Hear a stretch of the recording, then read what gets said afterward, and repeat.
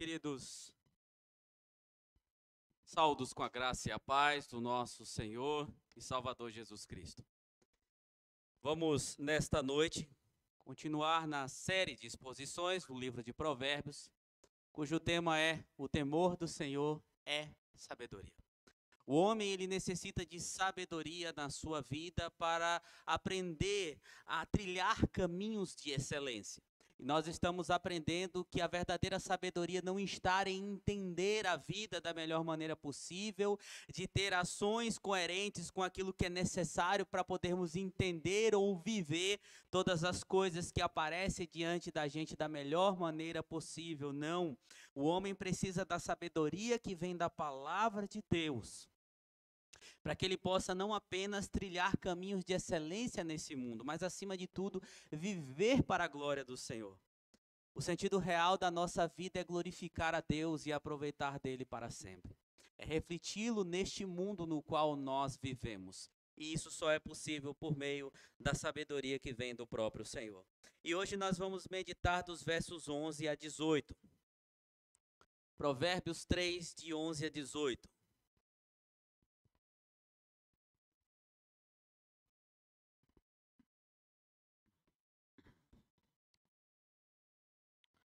Acompanhe atentamente a leitura da palavra do Senhor.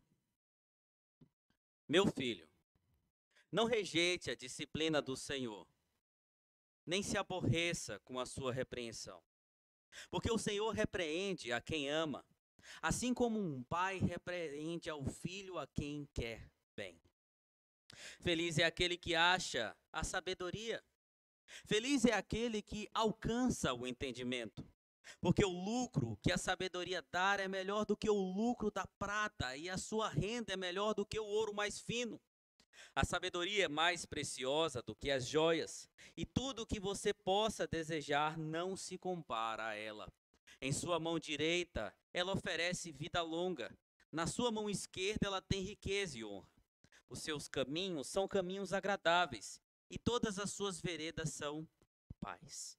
Ela é árvore de vida para os que a alcançam, e felizes são todos os que a retêm. Vamos orar ao Senhor mais uma vez. Deus Trino, bendito seja o teu nome. Como é bom, enquanto teu povo, louvar, engrandecer, exaltar ao Senhor. Ó Deus, e nós, como teu povo, nos reunimos também para aprender acerca de ti, da tua palavra, da tua verdade. Ó Deus, e hoje nós trataremos de temas, conforme nos conduz a Sagrada Escritura, que são difíceis de compreender para muitos. Como, por exemplo, que o Senhor disciplina e corrige a todo aquele o quanto ama. Porém, ó Deus, que por meio da tua misericórdia, da tua graça, dos teus planos, do teu Santo Espírito, tu possa nos guiar para que compreendamos mais uma vez os sentidos verdadeiros da tua palavra. De maneira alguma, tal conhecimento gere no nosso coração vaidade, Senhor, mas alegria, santidade e glórias ao teu santo nome. Ajuda-nos, conduza-nos em nome de Jesus. Amém. Queridos, na última mensagem, que considerou os versos de 1 a 10 do capítulo 3 de Provérbios, nós aprendemos acerca das obrigações pactuais que o jovem deveria ter diante de Deus. Como parte integrante do povo de Deus, ele deveria obedecer à lei que vinha do Senhor, que também lhe fora ensinada por meio das palavras do próprio Pai. E essas instruções, queridos, representam, de maneira geral, as obrigações pactuais que todo aquele que diz ser povo de Deus deve ter. A obediência à lei do Senhor, à vontade do Senhor. Mas não apenas isso, nós vimos também as promessas que são decorrentes dessa obediência ao Senhor. E é dito que aquele que obedece a Deus, aquele que obedece ao Senhor, acha favor diante de Deus e dos homens. Acha saúde para todo o seu ser, tanto de maneira externa como de maneira interna. E que também todos os seus celeiros estariam cheios e os seus lagares supridos de vinho. que nós já explicamos que toda essa ideia de bênçãos vindas da parte do Senhor tinha um propósito maior que mostrava para frente, um pouco mais à frente, que se referia à pessoa de Cristo e tudo aquilo que nós receberíamos por meio dele como bênção vinda do Senhor, por meio da obediência que ele mesmo teve ao Senhor, nós aproveitamos, nós herdamos todas as bênçãos espirituais que veio por meio dele. E aqui, queridos, dos versos 11 a 18, temos o quarto discurso do pai ao filho no livro de Provérbios, onde mais uma vez temos aqui orientações que revelam a importância e a riqueza da sabedoria para a vida daqueles que a têm. E nesses versos especificamente são revelados dois presentes valiosos que aqueles que são sábios, aqueles que retêm a sabedoria, recebem do Senhor. E é justamente sobre isso que nós iremos meditar, queridos. Dois presentes valiosos que os sábios recebem do Senhor. E o primeiro presente valioso que um sábio recebe do Senhor é a disciplina amorosa. A disciplina amorosa que vem de Deus. Mas, pastor, a disciplina, a dor, a aflição, a angústia, a adversidade é um presente do Senhor, sim. E conforme o texto, um presente muito valioso. Queridos, como um filho da aliança, você sempre vai receber do Senhor aquilo que é proveitoso para que a tua vida se alinhe com aquilo que Ele mesmo te chamou para ser. Preparou para o que você fosse aos olhos dEle. Mas nem sempre nós recebemos de Deus aquilo que é agradável, que é doce, que é palatável, que é fácil de digerir, que é agradável à nossa vida segundo os nossos termos. Muitas vezes o Senhor Deus nos aflige com a sua disciplina, e a sua disciplina em um determinado momento pode parecer um remédio amargo, mas é ao mesmo tempo absolutamente necessário para produzir cura na nossa vida. E os versos 11 e 12 aqui falam justamente dessa verdade, da disciplina que vem do Senhor. O verso 11 fala como devemos receber essa disciplina, e o verso 12 fala sobre a motivação do próprio Senhor em nos disciplinar como seus filhos, como os seus servos. O verso 11, queridos, traz essa ideia que a disciplina do Senhor, ela não deve ser apenas suportada, mas aceita com respeito e também com reverência. Meu filho, não rejeite a disciplina do Senhor, nem se aborreça com a sua repreensão. Vale ressaltar para os irmãos aqui que no verso 11 nós temos aquilo que é conhecido como paralelismo sinonímico. Você vai ver que as duas primeiras linhas são quase idênticas às duas segundas linhas aí do versículo. E isso é um artifício da língua hebraica, eu sempre tenho ensinado isso para vocês vocês aprendam a ler melhor as Sagradas Escrituras, para dar ênfase ao que está sendo dito. E é dito aqui que o filho ele não deve rejeitar a disciplina. O termo hebraico utilizado aqui é mussar. E é uma ideia de um regime, queridos, de treinamento para inculcar. É um treinamento, é uma espécie de treinamento. Melhorar a força ou o autocontrole. É a ideia de afligir alguém para alcançar algo maior. Quando um militar ele está sendo preparado, ele sempre vai ser posto nessas dificuldades. Obstáculos, situações que ele vai se deparar no seu dia a dia. Então ele é preparado primeiramente para depois poder suportar as coisas que realmente acontecem. E veja, é uma ideia disciplinar e não punitiva. Existe um outro termo no Antigo Testamento que é anash, que traz a ideia de uma punição retributiva. Mas para o povo de Deus não existe essa ideia de punição. O texto não está falando de punição de acordo com aquilo que se merece ter. Por quê? Porque para os filhos da aliança, queridos, não existe punição, uma vez que todos os nossos pecados, as nossas falhas, os nossos erros já foram punidos em alguém. Quem recebeu pelas nossas faltas, pelos nossos erros, pelos nossos pecados foi o Senhor Jesus Cristo. Aquilo que nós não poderíamos pagar, aquilo que nós não poderíamos suportar, mas a ideia aqui é justamente de corrigir, é algo corretivo.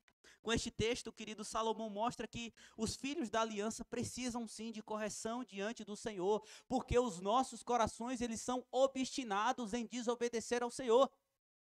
Hoje, mesmo sendo o dia do Senhor, provavelmente você já quebrou algum princípio da palavra do Senhor. O nosso coração é assim e nós precisamos de correção, e esse é o foco da passagem. Há um estudioso que eu gosto muito do Antigo Testamento, que é o Tramper Longman III. Ele mostra que o foco da passagem está em usar adversidades para redirecionar ou moldar uma pessoa. É uma disciplina proposital que provoca mudança, com evidência de bondade vinda da parte de Deus. E ao receber correção do Senhor, o coração não deve desprezar o que vem de Deus. De maneira alguma, isso também que diz no verso 11, não se aborreça com a sua repreensão, ou seja, não despreze a sua repreensão. Aqueles que são pais aqui, sabem que há uma dificuldade em lidar com os filhos. Alguns são pais de homens já, de mulheres, e têm mais experiências para falar acerca disso do que eu. Mas eu tenho uma adolescente em casa de 3 anos e meio.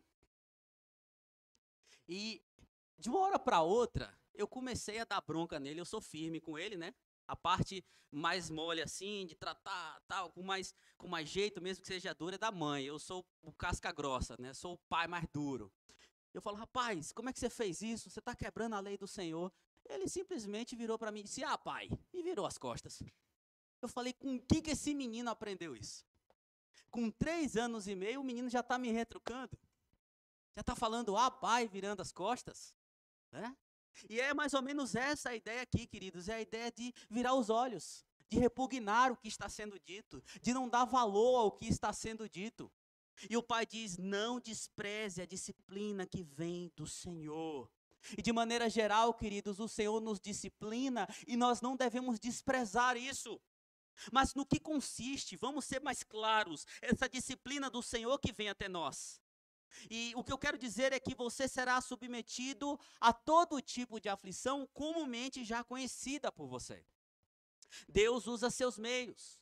Às vezes é um problema de saúde, às vezes é um problema financeiro, às vezes é um problema no trabalho, problema de relacionamentos. Às vezes também o Senhor permite que você sinta as consequências dolorosas das suas ações pecaminosas. Nós vivemos um tempo estranho dentro das igrejas, às vezes eu converso com muitos colegas espalhados aí pelo Brasil, onde as pessoas pecam, as pessoas falham, as pessoas erram, quebram a lei do Senhor, mancham o corpo do Senhor com seus pecados, e mesmo assim elas não aceitam as consequências dessas falhas. Muitas vezes o Senhor permite que as consequências venham, queridos, para disciplinar, mostrar pecados têm consequências. Quando nós, por exemplo, utilizamos uma das marcas claras da nossa igreja reformada, que é a disciplina eclesiástica, é justamente algo que o próprio Senhor proporciona, que está instituído nas Sagradas Escrituras, como em textos como Mateus 18, para poder corrigir. As pessoas têm dificuldade hoje em aceitar as consequências do seu pecado, mas o Senhor, Ele permite que essas consequências venham para tratar corações, inclusive aqueles que se mostram intratáveis. A Bíblia também fala sobre eles.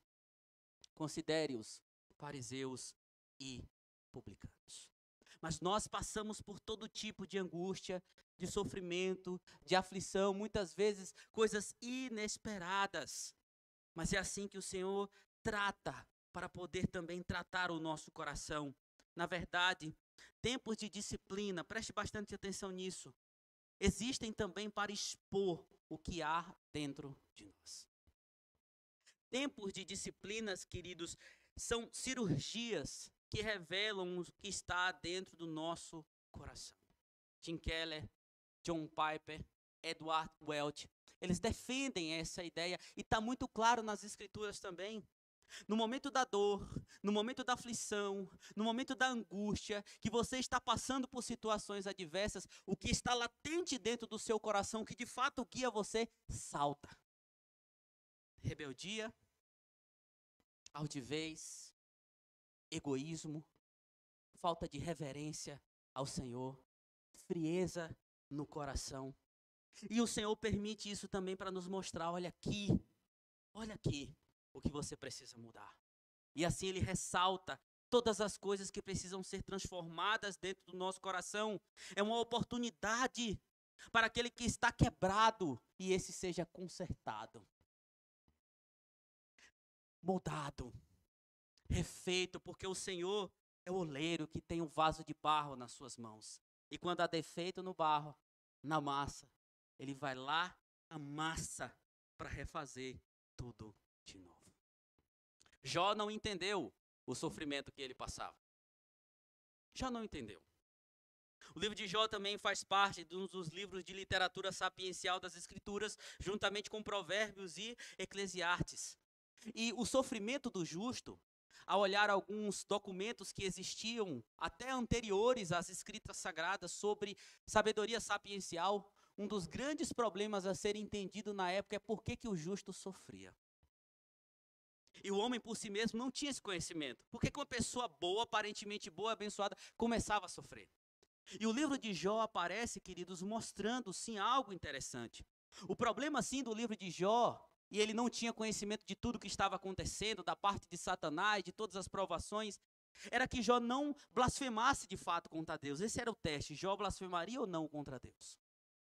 Mas no final de toda a aflição, nós vemos não simplesmente que Jó foi fiel ao Senhor, que o Senhor o manteve assim para que ele não blasfemasse. Mas foi ele dizer, eu te conhecia só de ouvir falar, mas agora os meus olhos te veem. Foi por meio do sofrimento que Jó entendeu, queridos, quem era o Senhor. E Jó, capítulo 5, verso 17, diz, bem-aventurado é o homem a quem Deus disciplina. Não desprezes, pois, a disciplina do Todo-Poderoso. É necessário. Provérbios 22:15 diz que a tolice do coração está ligada ao menino, mas a vara da disciplina afastará dela. A tolice está ligada ao nosso coração, mas a disciplina do Senhor é que afasta de nós. A disciplina do Senhor dói, mas cura. A sua repreensão confronta, mas restaura. E o que move o Senhor, queridos, para Ele nos disciplinar? Está muito claro no verso de número 12. O que move o Senhor para disciplinar o seu povo é o próprio amor que Ele tem por nós. É o próprio amor que Ele tem por nós. Porque o Senhor repreende a quem ama, assim como um pai repreende o filho a quem quer bem. É isso que move o coração do Senhor para nos afligir. E como pai ao filho, a quem quer bem, é isso que ele faz. Por exemplo, você que é pai, volta as minhas palavras para você, novamente. Por que você disciplina o teu filho? Por que você corrige o teu filho? É porque você quer simplesmente vê-lo machucado, vê-lo triste, sem as coisas que ele acha que precisa? É porque simplesmente você vai afligir por afligir e só? Não, é porque você o ama e sabe que é o melhor para a vida dele. E é difícil, queridos, hoje nós vemos até pais dentro da igreja dizer que preferem não impor disciplina aos seus filhos. Não vou disciplinar o meu filho, não vou dar correção, meu filho é muito novo, deixa crescer, vamos tentar na conversa, vamos ver no que vai dar, e só vai dar ruim, não vai dar nada que presta. Muitos pais estão sendo negligentes nisso, mas saiba, se você aceitar isso, você vai estar fazendo um mal imensurável à vida do seu filho, porque a criança entregue a si mesmo, o adolescente entregue a si mesmo, é vergonha para os seus pais, mas acima de tudo para o Senhor. Acima de tudo para o Senhor. Então, assim como nós fazemos, o Senhor faz conosco também. Esse texto é interessante porque não há uma tradução exata sobre ele. Existe uma discussão muito grande sobre o verso de número 12. Está escrito aqui porque o Senhor repreende a quem ama, né? Só que também pode ser traduzido como ele repreende a quem ele aceita favoravelmente para amar. Então é uma possibilidade. Mas a ideia aqui é o Senhor faz com aquele que ele recebe, com aquele que ele ama. Queridos, apesar da repreensão dura, na verdade, esse sinal de amor do Senhor tem que estar muito claro para a gente, porque não é de sua ira, mas diz respeito àquele a qual o Senhor quer tratar. Veja que nós lemos aqui Hebreus capítulo 12, que cita esse texto de Provérbios. Mostra que a disciplina vem para haver perseverança. Mostra que vem para o nosso bem, para sermos participantes da sua santidade, para termos frutos pacíficos e frutos de justiça. Então é para isso que o Senhor com amor nos disciplina, para que sejamos moldados. Agora olha que interessante, Hebreus 5, de 8 a 9 também, diz que até mesmo o Filho perfeito teve que passar por dores. Diz o seguinte: embora sendo filho, aprendeu a obediência pelas coisas que sofreu. E tendo sido aperfeiçoado, tornou-se o autor da salvação eterna para todos os que lhe obedecem. Existe uma falta de compreensão da parte de muitos no que se diz respeito à parte humana de Cristo. 100% homem e 100% Deus. As pessoas dizem assim: mas é fácil, né? Ele era Deus também. Para ele as coisas foram mais fáceis. Vencer Satanás para ele foi mais fácil. Passar por tudo que ele passou para ele foi mais fácil. Chega a ser uma blasfêmia isso. Porque a Bíblia deixa muito claro que o Senhor Jesus Cristo sofreu, Ele sabe o que nós padecemos, mas Ele sofreu ainda mais do que nós. E o texto diz aqui que Ele aprendeu a obediência por meio do sofrimento. Ele foi aperfeiçoado também por meio do sofrimento. Como Deus, homem, o Senhor agradou moê-lo, enfermá-lo, permitir que todas as injúrias do pecado que era nosso recaísse sobre ele, mas ele foi obediente até a morte e morte de cruz. Então nosso Senhor Jesus Cristo sofreu a disciplina em nosso lugar, mas a disciplina também o levou a ser aperfeiçoado para a sua própria glória, de maneira que ele herdou todas as coisas, e autor ele é da salvação eterna para aqueles que lhe obedecem. A ausência de medidas corretivas indica, sabe o quê? Rejeição. Porque o próprio texto de Hebreus 12 diz que aqueles que não são disciplinados por Deus não são filhos, mas bastardos. É muito fácil esse tipo de cristianismo que as pessoas querem viver. Muitos querem viver, na verdade, hoje em dia, um cristianismo sem cruz, sem aflição, sem problema, só buscando bênção, riqueza, reconhecimento, tudo de bom. E quando acontece algum problema, ou vislumbra-se algum problema, não, porque eu sou filho de Deus, e os filhos de Deus têm que herdar o melhor dessa terra. Tolos, não sabem o que estão falando, porque o Senhor disciplina quem ama, disciplina quem ama, e quem não passa por isso nada mais é do que um bastardo. Certa vez, eu vi a história de um jovem que era humilhado pelo seu senhor. E esse senhor desse jovem dizia assim: olha só, eu não sirvo a esse Deus aí que você serve, não. E olha a nossa situação. Você é meu escravo, você é meu servo, você não tem quase nada, eu estou aqui bem, eu estou aqui rico, eu estou aqui pleno. Como é que você me responde isso? O jovem ficou sem resposta naquele momento. Mas ele disse: Senhor, me ajuda a explicar e mostrar a sua glória diante desta pergunta. Um dia esse senhor disse: vamos caçar patos. Vamos caçar patos. Então, esse senhor atirou, errou, acertou um por completo, mas acertou outro na asa. Acertou outro na asa. E aí disse ao jovem: corre lá para pegar aquele que está se batendo, porque ele pode fugir. Corre lá. Enquanto esse jovem estava caminhando, enquanto ele estava indo pegar aquele pato, veio na mente dele uma resposta. Ele voltou: olha, sabe por que você vive em paz? Sabe por que está tudo bem com você? Porque você é descrito aqui como aquele pato que já está morto. Você não sofre aflição porque você é como esse que já está morto. Já foi atingido. Pronto, ali acabou. Mas para aqueles que ainda têm algum propósito, aqueles que ainda podem fugir do mal, aqueles que ainda podem voar novamente, sempre existe a aflição. Sempre existe a aflição.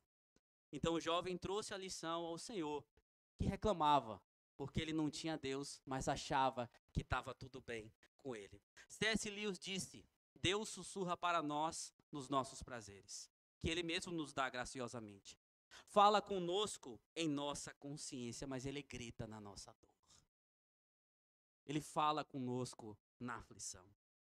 Eu tenho certeza que na tua vida, meu querido irmão e minha querida irmã, você passou por aflições, você passou por dores, confusões, tristezas, e provavelmente foi nesses momentos que o Senhor mais trabalhou no teu coração, que você mais leu as Escrituras, que você mais esteve nos pés do Senhor, e você ainda tem coragem de perguntar: por que, Deus?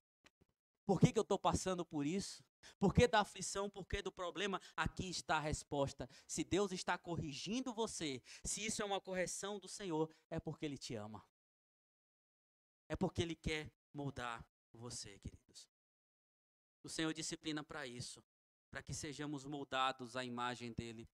Certa vez também eu vi a história de que o ourives, eu não sei bem como é que funciona, mas eu ouvi a história que para purificar a prata e remover todas as impurezas, o ourives ele vai colocando o metal bruto no fogo. E enquanto a prata é aquecida, as impurezas sobem e as superfícies ficam cheias de impureza e são cuidadosamente removidas por esse artesão.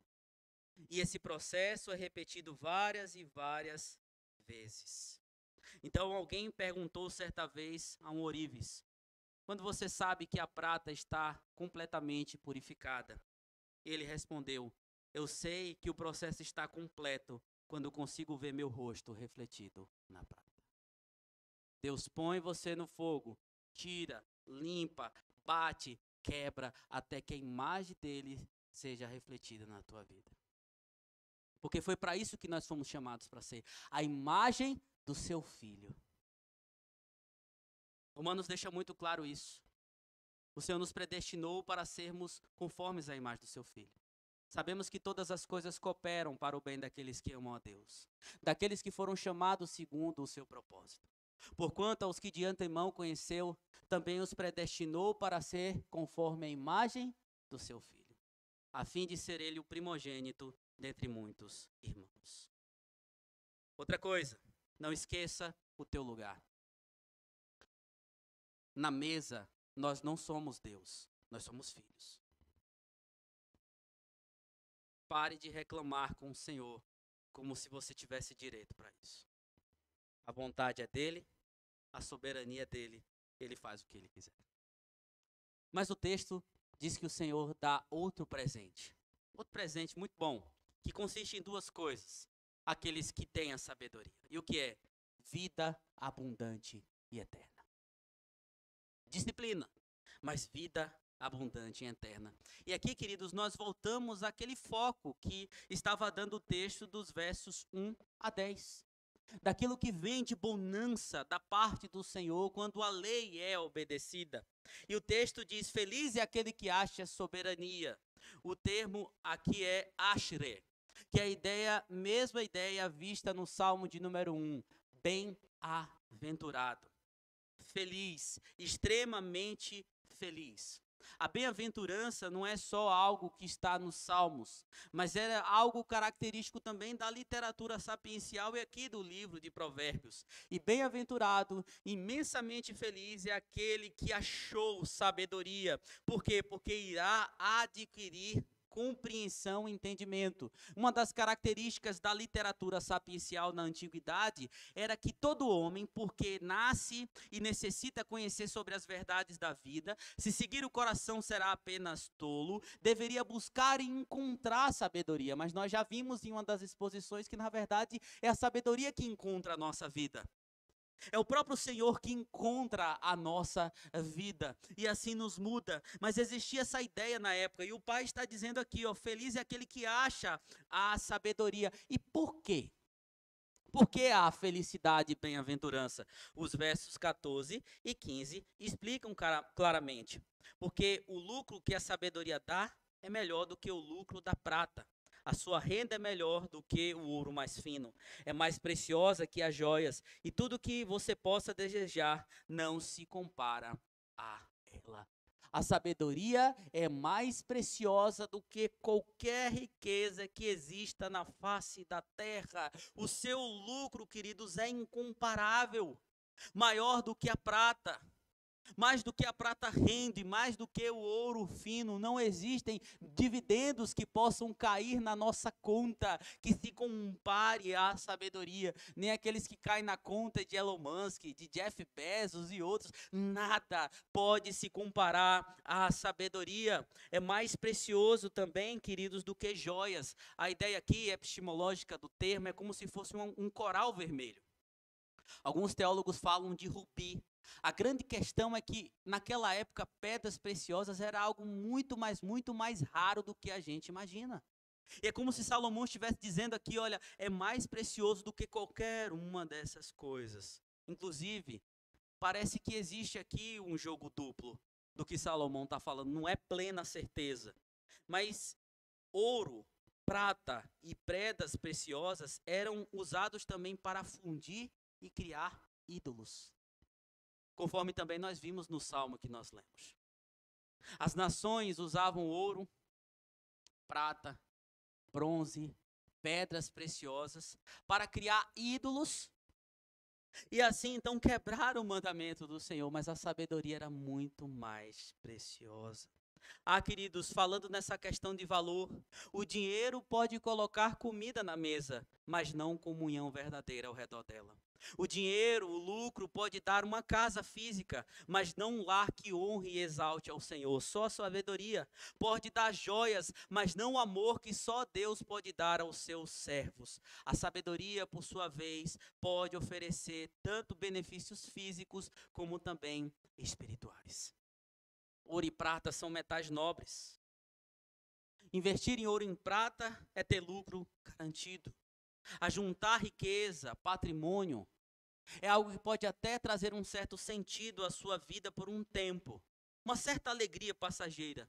mas fica uma coisa clara aqui: é melhor ser sábio do que ter aquilo que é precioso apenas para este mundo. E é por isso que Jesus disse, não ajuntem tesouro aqui nessa terra. Onde a traça corrói, onde o ladrão rouba, mas ajuntai tesouros no reino dos céus.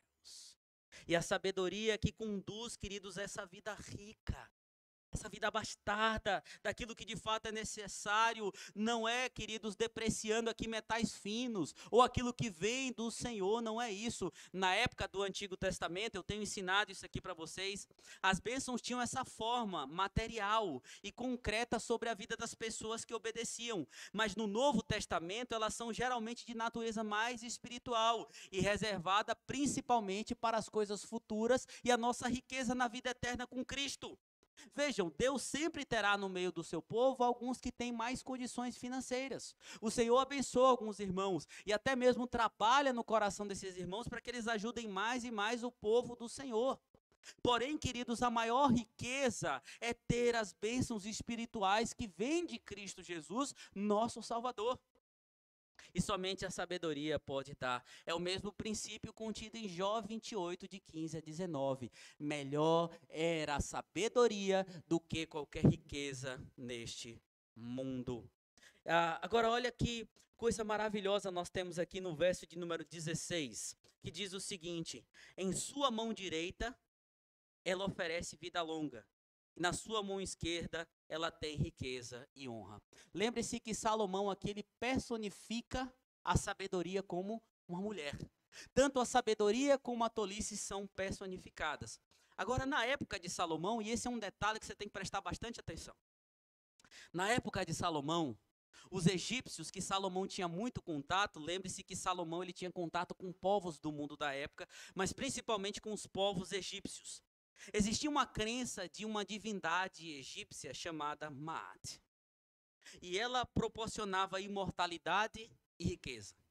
Para os babilônios, ela era conhecida como a deusa Ishtar, que tinha justiça e prosperidade nas suas duas mãos. Mas se você procurar na internet a imagem de Maat, você vai ver que ela segura um cetro na sua mão. que era aí um símbolo de poder, um símbolo de justiça, um símbolo de bênçãos. E segurava isso em uma mão, mas na outra mão ela trazia o símbolo da vida eterna. Vida eterna. Salomão, então, o que ele está fazendo aqui? Ele mostra para o povo da sua época que tais crenças eram vãs. Que não era o ídolo que poderia dar aquilo que os homens pensam que necessitam. Porque somente a sabedoria que vinha de Deus poderia conceder a verdadeira honra, imortalidade e riquezas inestimáveis para a vida do homem. Não era nenhuma Deus existente, não era nenhum Deus existente, era somente a sabedoria do Senhor, que em uma das suas mãos tinha vida longa e na outra riqueza e honra. Salomão quebra o imaginário da época. E como é triste ver que um homem a qual deu sabedoria para confrontar as crenças da época, no fim da sua vida, se apegou à idolatria. Que Deus tenha misericórdia de nós. O verso 17, queridos, diz o seguinte: os seus caminhos são caminhos agradáveis e todas as suas veredas são paz. No último sermão, eu mostrei que obediência à lei do Senhor, queridos, traz o que? Longevidade de dias em paz. Mas eu segurei no último sermão para falar uma coisa que eu queria falar agora. Veja que é prometido tempos de vida. Eu expliquei para os irmãos que a Bíblia citava tempos de vida como bênçãos para aqueles que serviam o Senhor. Muitos viviam tempos enormes, grandes de vida, tantos e tantos anos. Só que esse tempo de vida aqui, ele toma um significado maior no abranger das Escrituras. Porque o tempo de vida e paz que aqueles que têm a sabedoria têm não se restringe a esse mundo. Não se restringe a nascer, crescer e ter o seu tempo de morte. Mas aqueles que têm a sabedoria do Senhor, esses não vão viver apenas em paz aqui, mas em toda a eternidade. Viveremos em paz com Deus da paz. Com o Cordeiro Santo que trouxe paz à nossa vida, que tirou a inimizade entre nós e Deus. Essa é a verdadeira paz. Nós temos paz com o Senhor, essa paz que proporcionará para a nossa vida dias eternos e felizes, veredas de paz. A sabedoria é também a árvore da vida. E guarde isso aqui também. Eu fico empolgado, queridos. Os irmãos sabem que o Antigo Testamento é minha área de estudo, mas tem riquezas que, às vezes, para nós é difícil de compreender e não era muito comum nas exposições a gente ver isso. Mas olha que coisa interessante. O verso 18 diz: ela é árvore de vida para os que a alcançam. Árvore de vida. Agora preste atenção. Remete ao Éden. O que tinha no Éden? Tinha duas árvores. A árvore da vida e a árvore do conhecimento do bem e do mal. Por ter comido da árvore do conhecimento do bem e do mal, quebrando a lei do Senhor, o homem foi privado de se alimentar da árvore da vida, para que não vivesse perpetuamente no estado de pecado. Gênesis 3, 22. E entre os povos das primeiras civilizações, vários povos espalhados por toda a face da terra, existiam lendas e mitos sobre um fruto de uma árvore mítica que conferia imortalidade. Você vai ver isso nos ugarítimos, nos mesopotâmios, nos babilônicos. Sempre existiu no mundo da época uma ideia de uma árvore que traria vida eterna.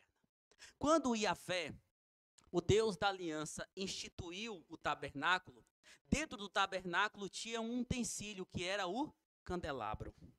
O candelabro é uma representação da árvore da vida, que ficava à frente do Santo dos Santos, onde estava a Arca da Aliança, e iluminava os pães da propiciação e o caminho até esse santíssimo lugar.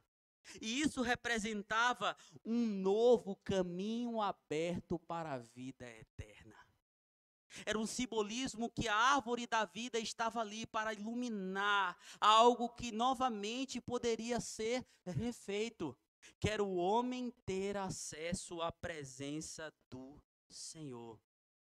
O homem, queridos, perdeu esse acesso, mas o Senhor providenciou que por meio do sacerdócio de Israel, sacrifícios e obediência, o homem tivesse acesso à vida eterna novamente.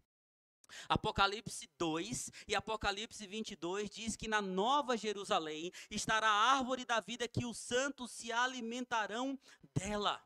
E aqui, queridos, é dito que essa sabedoria é a árvore da vida. E quando a gente olha para a sabedoria, ela ganha sua significância plena em uma pessoa. Em uma pessoa. Isaías diz no capítulo 11 que o Messias teria o espírito de sabedoria e entendimento que o texto está falando. Ele seria o Senhor conselheiro e forte, e teria todo o aspecto amplo do temor do Senhor. O Novo Testamento nunca identifica a sabedoria com Jesus, mas usa a sabedoria como categoria teológica para descrever a identidade de Jesus. Dizer assim, ele é a sabedoria de Deus personificada. No seu trabalho, na sua ação redentiva, toda a plenitude da sabedoria de Deus é vista na pessoa de Cristo e manifesto nele. Eu já disse para vocês que Paulo repete isso 22 vezes, queridos, no Novo Testamento. Tiago também fala da sabedoria que vem do Senhor em Cristo Jesus. O verdadeiro filho de Davi é a origem perfeita e prática da sabedoria, e é ele que dá a vida eterna. A árvore da vida no Antigo Testamento apontava para uma pessoa, assim como a sabedoria. Quem é? Cristo. João 6,68, Pedro disse, Senhor, para onde nós iremos se só tu tens as palavras de vida eterna? A sabedoria que leva à vida eterna. 1 João 2,25, ele diz, esta é a promessa que ele mesmo nos fez, a vida eterna.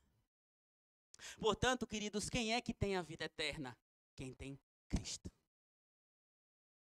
Quem é que tem a vida eterna? Quem tem a sabedoria de Deus, que é a árvore da vida e que é Cristo. Ah, queridos, e por que nós podemos ter certeza da vida eterna? Porque nós temos a Cristo. Porque por graça e misericórdia, Cristo nos alcançou. Cristo é o alimento que nós temos todo o nosso dia, em todo o nosso dia. Cristo é o alimento que supriu a nossa alma totalmente. Ele é a árvore da vida, que também é o pão. Ele diz, eu sou o pão da vida. Ele é o fruto perfeito vindo da parte de Deus, que alimenta a nossa alma e sempre alimentará. Portanto, claramente, o texto está apontando para a pessoa de Cristo Jesus. Veredas de paz, vida longínqua, misericórdia, árvore de vida e sabedoria. Ah, queridos, e é isso que nós devemos pregar ao mundo, sim. É um regozijo para a nossa alma saber que nós temos sobre a nossa vida, sem o nosso merecimento, tal bênção. Mas é o nosso papel pregar isso ao mundo aí fora. O mundo se alimenta de tudo que é ruim, de tudo que é passageiro. O mundo se alimenta das riquezas dessa vida que são passageiras, das vaidades, do egoísmo, da prostituição, dos pecados, das mazelas do coração, de uma vida sem sentido, dia após dia, mas nós precisamos chegar a essas pessoas e dizer, somente o alimento que é Cristo vai dar sentido à sua vida. E a vida eterna, de fato, só existe por meio dele.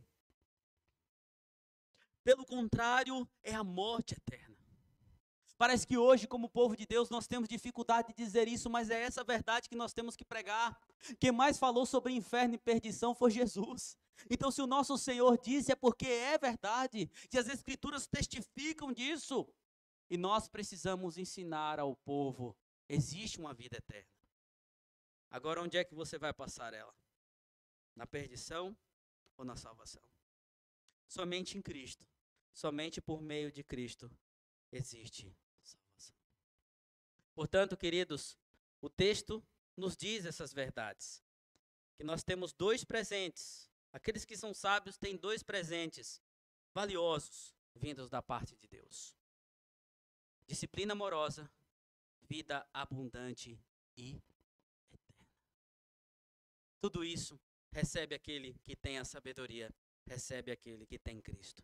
E só nos resta, nesse momento, louvá-lo e engrandecê-lo pelas verdades que nós acabamos de ouvir. Eu convido a igreja a colocar-se de pé, para que juntos possamos entoar o canto congregacional, hino do nosso inário Novo Cântico, hino de gratidão, inário Novo Cântico número 62.